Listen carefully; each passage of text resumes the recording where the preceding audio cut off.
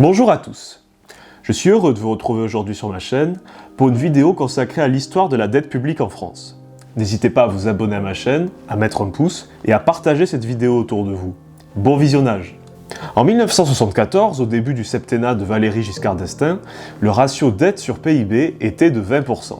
Par ailleurs, 1974 est la dernière année au cours de laquelle les finances publiques françaises ont été à l'équilibre. Durant la suite du septennat de Valéry Giscard d'Estaing, au pouvoir entre 1974 et 1981, le ratio dette sur PIB s'est maintenu à 20% malgré la survenue de deux graves chocs pétroliers en 1974 et en 1979. À partir de 1981, cependant, la dette publique commence à augmenter fortement. Le ratio dette sur PIB passe ainsi de 21% à 36% entre 1981 et 1991.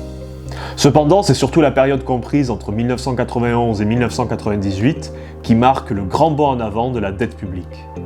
En effet, sur ce laps de temps de 7 années, le ratio dette sur PIB passe de 36% à 60%. Cependant, entre 1999 et 2001, grâce à une forte croissance économique qui permet d'augmenter les recettes de l'État, la dette publique diminue légèrement et repasse sous le seuil des 60% du PIB. À cette période, la France respecte les critères de stabilité et de convergence du traité de Maastricht. Le traité de Maastricht, signé le 7 février 1992 par 12 États européens dont la France, se caractérise par des règles précises. Théoriquement, les États signataires du traité de Maastricht doivent afficher un ratio dette sur PIB inférieur à 60% du PIB. De plus, le déficit public doit être inférieur à 3% et les États signataires du traité doivent essayer d'atteindre un taux de croissance du PIB de 2% par an. Après 2001, la France enfreint les critères du traité de Maastricht pour ne plus jamais les respecter depuis. En effet, entre 2001 et 2005, le ratio dette sur PIB grimpe à nouveau pour s'établir à 65% du PIB.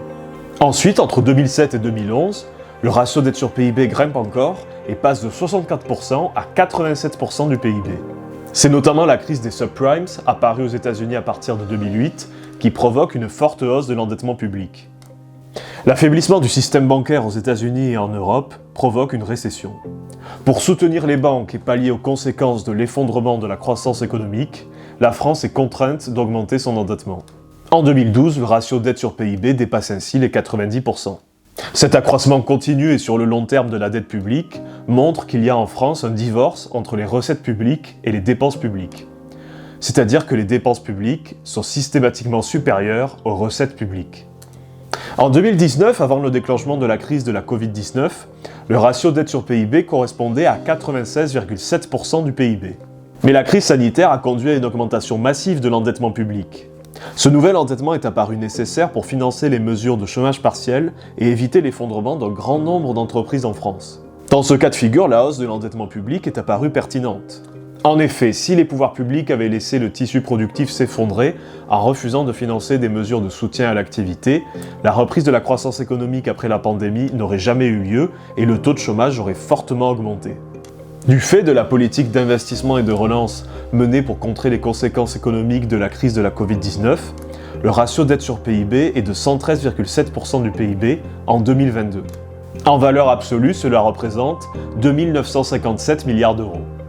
L'avenir dira si la France parvient à stabiliser son ratio dette sur PIB et à le diminuer, ou si l'endettement public continuera de progresser. L'enjeu de l'endettement public apparaît crucial pour savoir si les finances publiques resteront soutenables à l'avenir. De plus, la trajectoire de l'endettement public permettra de savoir de quelle marge de manœuvre financière la France disposera à l'avenir pour mener à bien des chantiers majeurs tels que la transition énergétique, la rénovation de l'hôpital public ou encore la rénovation du système éducatif. Je vous remercie vivement d'avoir regardé cette vidéo. Bonne journée à tous et à très bientôt.